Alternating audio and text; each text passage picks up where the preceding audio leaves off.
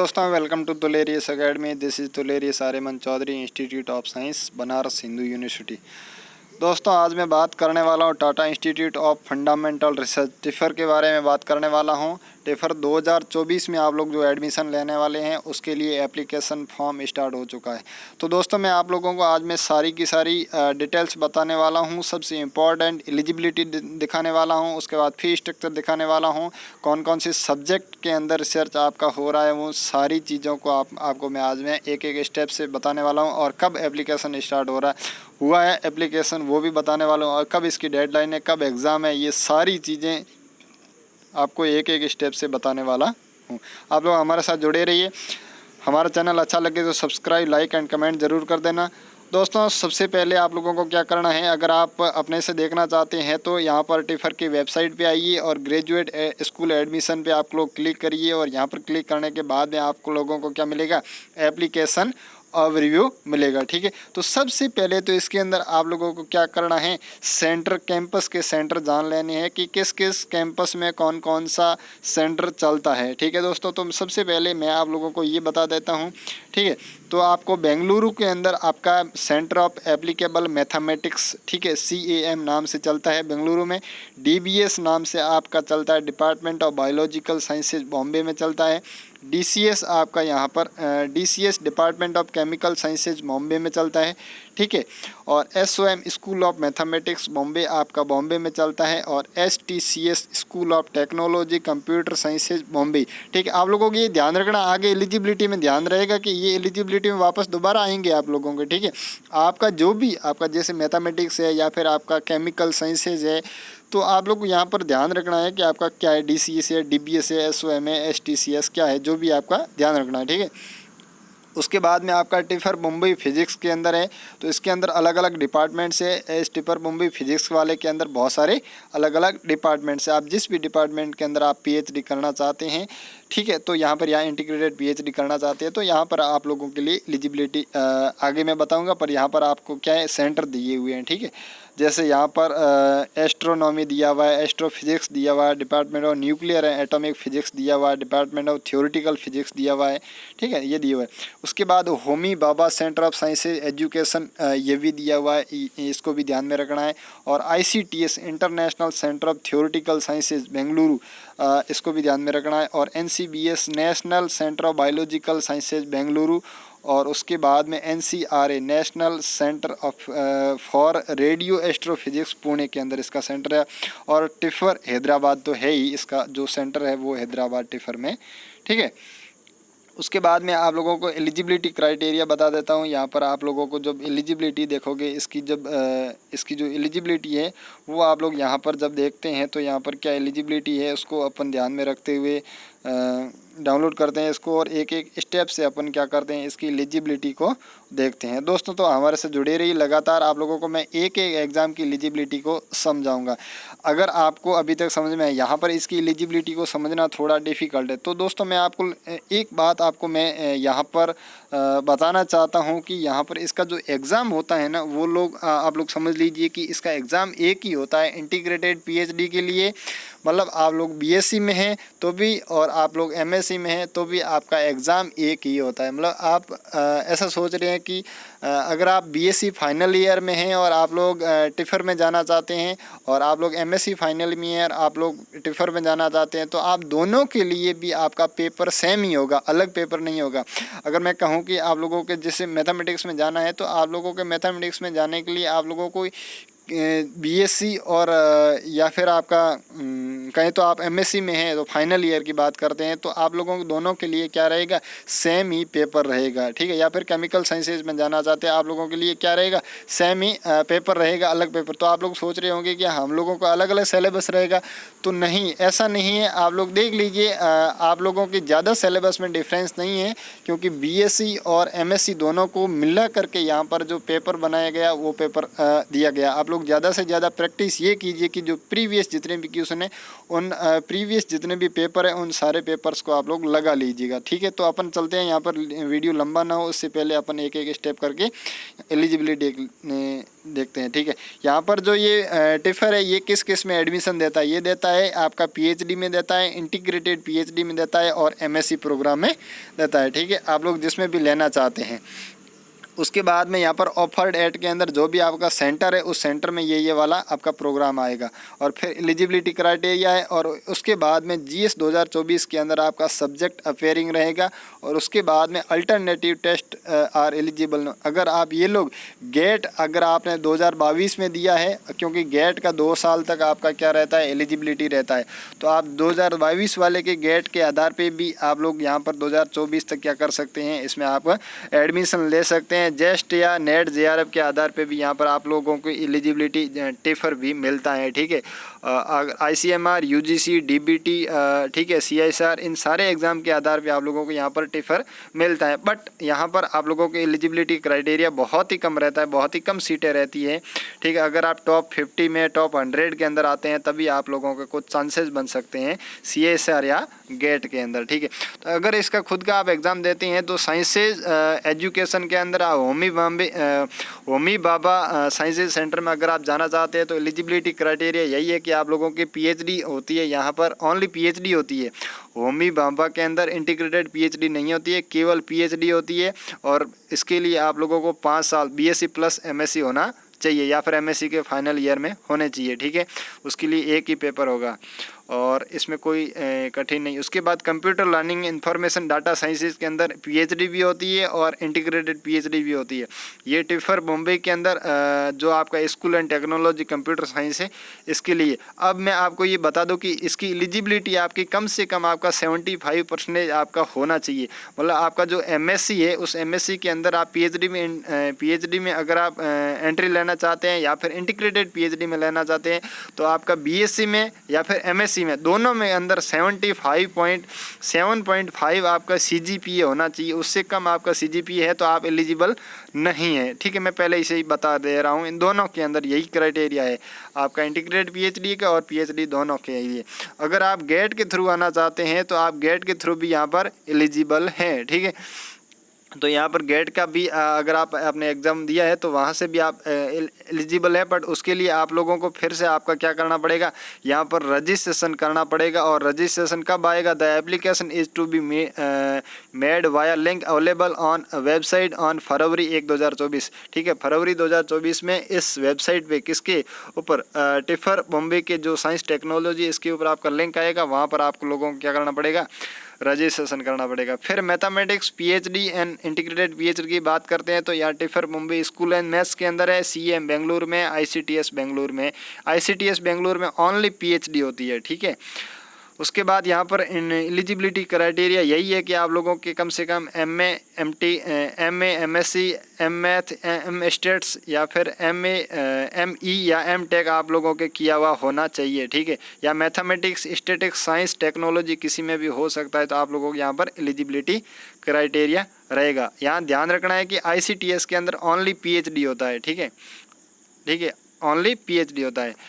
यहाँ पर CAM ICTS applied computational maths के अंदर आप अगर कंप्यूटिंग मैथ्स के अंदर आप पीएचडी करना चाहते हैं तो यहाँ पर उसके लिए भी एलिजिबिलिटी वही है जो MA MSc आपका मैथ्स मैथ होना चाहिए मैथमेटिक्स के अंदर। ठीक है, और इससे आपका सम एडमिशन कुछ आपकी सीटें हैं जो गेट या नेट JRF से भी ली जा रही है। ठीक है, उसके बाद wild life and biology conservation आपका इसके अंदर ओनली MSc होता है, पीएचडी नहीं होता है। तो ओनली MSc के अंदर आपका 50% आपका बैचलर होना चाहिए, मतलब आपका BSc में 50% होना चाहिए। Wild life biology and conservation के लिए कितना होना चाहिए, 50% आपका कोर सब्जेक्ट में या मतलब ऑनर्स में होना चाहिए। जो भी जूलॉजी या लाइफ साइंस है जो जिसमें भी आपका है तो आप लोगों को कम से कम इसमें 50% होना चाहिए BSc के अंदर। ठीक है। उसके बाद में बायोलॉजी पीएचडी या इंटीग्रेटेड पीएचडी लेना चाहते हैं तो यहाँ पर आपका डिपार्टमेंट ऑफ बायोलॉजी साइंसेज के अंदर आपका डीबीएस है, आपका एनसीबीएस बेंगलोर है, आपका टिफर हैदराबाद है। इसके अंदर या एलिजिबिलिटी क्या है वही है आपका यहाँ पर biology, physics, chemistry, computer science, mathematics या 5 साल डिग्री या MBBS, BDS, professional master degree, M pharma या एम टेक। इसमें कुछ भी हो सकता है, आप लोग कुछ भी किया हुआ हो तो आप लोगों को यहाँ पर पीएचडी के अंदर आप एंट्री कर सकते हैं। और इसके लिए जो एग्ज़ाम होता है वो है JEEBILS joint graduate eligibility entrance, ठीक है। बायोलॉजी जो इसका टेस्ट होता है उसका नाम है। और उसके बाद में ये जो कुछ एग्ज़ाम कुछ सीटें हैं वो कैसे भरी जाती है, यहाँ पर जो दिया हुआ है ना इसको समझना, अच्छे से समझना। कुछ सीटें ऐसे भरी जाती है कि some admission based on GATE and NET JEST score के रिलेवेंट सब्जेक्ट के आधार पे ली जाती है। इकोलॉजी इवोल्यूशन गेट स्कोर पे आधार पे लिया जाता है, जो किस में होता है केवल एनसीबीएस ओनली, उसमें रहता है। JRF qualification from CSR, DBT, ICMR, UGC, DBT are also possible. जिसमें भी आप क्वालिफिकेशन है उसके अंदर कम से कम आपका टॉप 5 परसेंटाइल होना चाहिए। मतलब आप अगर 2000 कैंडिडेट हैं, अगर आपने 2000 कैंडिडेट ने अगर आपने अप्लाई किया है तो आपकी रैंक उसके अंदर टॉप 100 के अंदर होगी, तभी आप उसके लिए एलिजिबल है। उसके बाद इंटरव्यू होगा, उसके बाद में आपका सिलेक्शन होगा, वो अलग बात है, ठीक है। पर वहाँ कम से कम इतनी आपकी रैंक होनी चाहिए तभी आप एलिजिबल है। उसके बाद सच कैंडिडेट में राइट टू पीएचडी, वही यहाँ पर पीएचडी के लिए यहाँ पर। उसके बाद में यहाँ पर जो पीएचडी में जाना चाहती है उसके लिए जो इंस्ट्रक्शन है वो आगे ncbs.research.in पे आपका इंस्ट्रक्शन हाउ टू कैसे अप्लाई करोगे उसके लिए आगे के लिए इंस्ट्रक्शन दिए हुए हैं, ठीक है। अगर आपने गेट वगैरह क्वालिफाई कर लिया है तो, ठीक है। अगर उसके बाद में मैं आप लोगों को बताने वाला हूँ यहाँ पर फिजिक्स ऑफ लाइफ के अंदर ICTS बेंगलोर में होता है, NCBS बेंगलोर में होता है, ठीक है।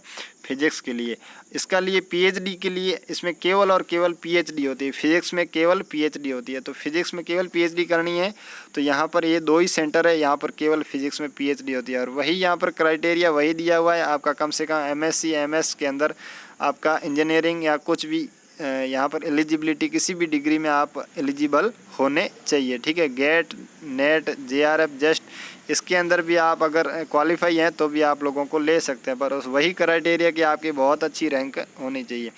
फिजिक्स अंदर आप अगर आप पीएचडी और इंटीग्रेटेड पीएचडी दोनों के अंदर आप इंटरेस्ट रखते हैं तो इंटीग्रेटेड पीएचडी के अंदर टिफर मुंबई है, ICTS बेंगलोर है, टिफर हैदराबाद है, ICRA पुणे है। इसके लिए वही है कि अगर आप इंटीग्रेटेड पीएचडी में जाना चाहते हैं तो आप लोगों के 3 साल का कोर्स किया हुआ होना चाहिए, ठीक है। पहले से ही जो भी आप लोगों के जिस भी फील्ड से आए हो आप लोगों को कम से कम ऑनर्स के साथ में आप लोगों को 3 क्या होना चाहिए 3 ईयर्स के साथ में आपका बैचलर डिग्री कंप्लीट होना चाहिए, ठीक है। और उसके बाद में मैं आप लोगों को बताऊं केमिस्ट्री के लिए एलिजिबिलिटी और पीएचडी के लिए आपका या आपका MSc पीएचडी के लिए आपका क्या होना चाहिए या MSc MTech M pharma equivalent degree, ठीक है, कुछ भी हो सकती है, ठीक है। 4 ईयर डिग्री होल्डर BE या BTech, या तो आपका BTech होना चाहिए या BE या B फार्मा, कुछ भी हो आप एलिजिबल हो। May be permitted to join as PhD student if they satisfied the certain minimum aggregate 7.5 आपका क्या होना चाहिए आपका यहाँ पर CGP होना चाहिए, तभी आप एलिजिबल हैं किसके लिए टिफर के लिए, ठीक है। They will not be eligible for the MSc degree, for the MSc degree के लिए यहाँ पर नहीं है। वे लोग will not be eligible for the MSc degree के लिए यहाँ पर नहीं है। ये किसके लिए है यहाँ पर PhD के लिए ये लोग बता रहे हैं, ठीक है। उसके बाद एलिजिबिलिटी इंटीग्रेटेड PhD के लिए वही आपका वापस आपका 3 ईयर BSc होना चाहिए और आपका 7.5 CGPA होना चाहिए केमिस्ट्री के अंदर। और नेट JRF और जैम के आधार पे भी यहाँ पर टिफर के अंदर एडमिशन लिया जा रहा है। और टिफर हैदराबाद के अगर आपका वहाँ पर आपका वेबसाइट में अवेलेबल होगा, कैसे इसको डिटेल्स में देखा जाएगा, वहाँ पर आपका टिफर हैदराबाद के ऊपर यहाँ पर details to how to apply will be available on the TIFR Hyderabad website at the appropriate time पर आप लोगों को यहाँ पर बता दिया जाएगा। तो आप लोग लगातार चेक करते रहोगे तो आप लोगों को वहाँ पर पता चल जाएगा, ठीक है दोस्तों। तो आप लोगों को हमने पूरा का पूरा एलिजिबिलिटी क्राइटेरिया बता दिया है। तो अब हम लोग आगे बताएंगे यहाँ पर वो है आपका सिलेबस। ठीक है, यहाँ पर आप लोगों को सिलेबस बता देते हैं, अलग अलग जो भी सिलेबस है, जो सी mathematics, physics, chemistry, biology, computer science and science. आप लोग जिस भी फील्ड के अंदर है, ठीक है, आप लोग जिस भी फील्ड के अंदर है, आप लोग यहाँ पर अपना अपना सिलेबस देख सकते हैं। मैथ्स का, फिजिक्स का, केमिस्ट्री का, बायोलॉजी का, साइंस एजुकेशन का, जिसमें भी आप लोग आना चाहते हैं। ठीक है, मैं जैसे केमिस्ट्री का यहाँ पर आप लोगों को सिलेबस बता देता हूँ। बाकी आप लोग अपने हिसाब से आप लोग अपना जो कोर्स है वो आप यहाँ से डाउनलोड करके देख सकते हैं। ठीक है, यहाँ से आप डाउनलोड करके देख सकते हैं अपना जो भी सिलेबस है। ठीक है, तो यहाँ पर केमिकल साइंसेज के लिए जो बीएससी एमएससी डिग्री दोनों के लिए जो सिलेबस है वो सेम ही सिलेबस है। उसके अंदर क्या क्या दिया हुआ है, यहाँ पर दिया हुआ है आपका physical, organic, inorganic, analytical, electro, quantum, chemistry, biophysics, thermodynamic, spectroscopy. मैं आपको बता दूं कि बीएससी के अंदर जनरली आपको ऑर्गेनिक, इनऑर्गेनिक और फिजिकल तो हर जगह होती है, एनालिटिकल हर जगह नहीं मिलती है। तो किसी किसी यूनिवर्सिटी में एनालिटिकल भी है, तो इसलिए इसके लिए आप लोग एमएससी में है तो वो ज़्यादा फ़ायदा उठा सकता है। ठीक है, बट ऐसा कुछ नहीं है, आप लोग अच्छे से पढ़ते हैं तो आप लोग उसमें भी बाजी मार सकते हैं। ठीक है, इलेक्ट्रो या क्वांटम केमिस्ट्री तो हर जगह होती है, पर बायोफिजिक्स और स्पेक्ट्रोस्कोपी आप लोगों को अच्छे से एमएससी में पढ़ने को मिलती है। और यहाँ पर सैम्पल क्वेश्चंस दिए हुए हैं, आप लोग यहाँ से पढ़ सकते हैं सैम्पल क्वेश्चन।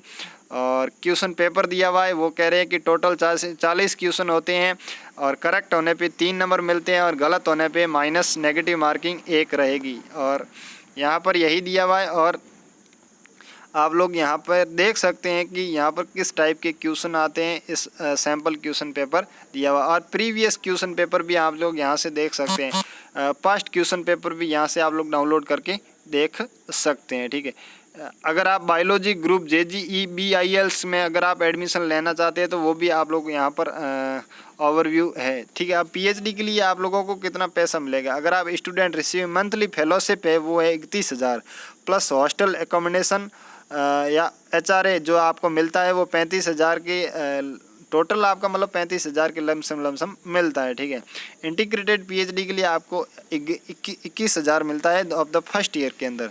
ठीक है, और उसके बाद में आप लोगों को वही 31,000 मिलने लग जाएगा। ठीक है, तो ये आपका फेलोशिप है। और उसके बाद में मैं आपको बता देता हूँ इंटरनेशनल स्टूडेंट के लिए ये। ठीक है, बायोलॉजी ग्रुप के लिए जो आपका एग्ज़ाम होने वाला है वो है आपका जॉइंट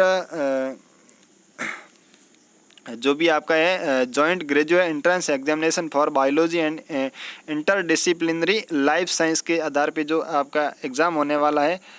तो आप लोग देख लीजिए यहाँ पर जो इसके एग्ज़ाम की जो वेबसाइट है ncbsresearch.in के आधार पे जाके इसके बारे में आप पूरा का पूरा इन्फॉर्मेशन निकाल सकते हैं। ठीक है, वैसे मैंने इसके बारे में पहले बता दिया है कौन कौन सा आप लोग सेंटर मिलता है, इससे पहले बता दिया। ठीक है, अब लोग अपन GS 2024 के अंदर आपका इम्पोर्टेंट इंस्ट्रक्शन क्या है, इन्फॉर्मेशन क्या है, आप लोगों को जो एग्ज़ाम डेट है वो क्या है। ठीक है, एप्लीकेशन ऑनलाइन एप्लीकेशन 3 अक्टूबर से स्टार्ट हो गई है। एप्लीकेशन डेडलाइन है यहाँ पर आपका 2 नवंबर 2023 के अंदर है।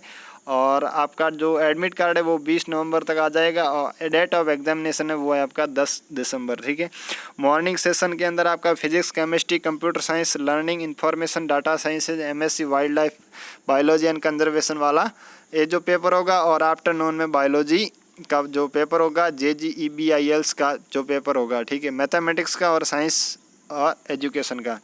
और प्रोग्राम स्टार्टेड होगा 1 अगस्त 2024 तक। अगर आप MSc फाइनल ईयर में है तो आप लोग चिंता मत कीजिए, आप लोगों को प्रोग्राम लगभग जुलाई के अंदर आप लोगों का सेशन एंड हो जाता है, तो आप लोग एलिजिबल हैं, यहाँ पर आराम से पेपर दे सकते हैं और यहाँ पर जा सकते हैं। और यहाँ पर एग्जामिनेशन सिटी दी हुई है, तो आप लोग कहीं भी आप अपने नज़दीक सेंटर चुन सकते हैं।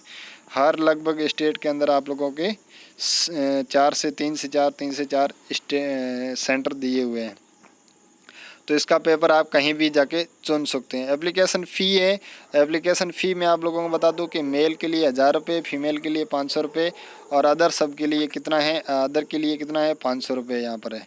ऑनलाइन UPI क्रेडिट किससे भी आप लोग भर सकते हैं। ठीक है, तो ये था आपका यहाँ पर